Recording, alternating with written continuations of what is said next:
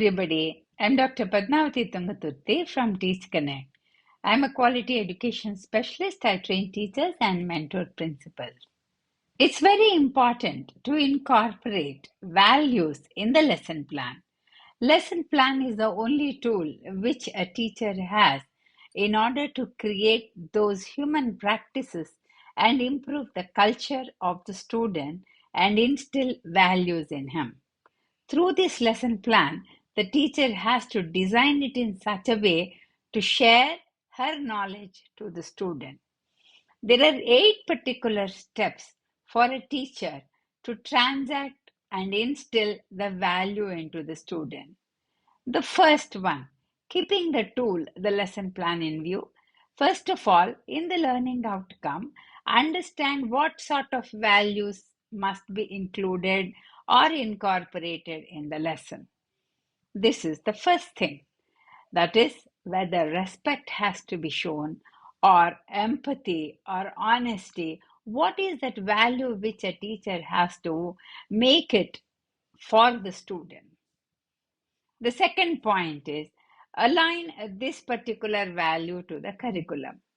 How is that the lesson plan can be connected to this value? This is the second point in the series.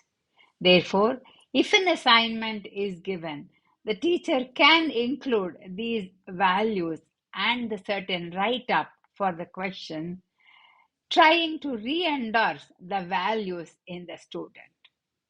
The third one is to set the learning objectives.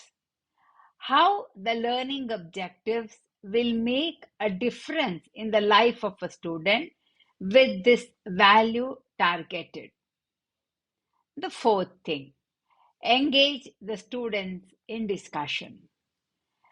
When the value is in place, when we have aligned the value to the curriculum, what space can we create and encourage students to participate in discussion or at least speak up about the particular value while the lesson plan is being delivered?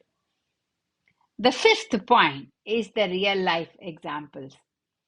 What the student can do is, if anything is brought up, any point is brought up, the teacher can talk about the real life example for that particular point.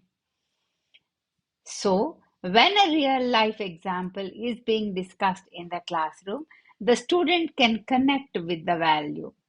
All this must happen while the lesson plan is being transacted in the classroom, keeping in view the bigger learning outcome and the specific learning outcome of the day. The sixth point is collaborative activities. These collaborative activities will create room for adjustment with the other student. Next, point number 7, the highlight of these steps is the teacher has to play a role model for the student.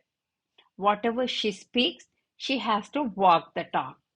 That way, the students will also try to emulate the teacher and see that they keep on practicing the value and manifest it.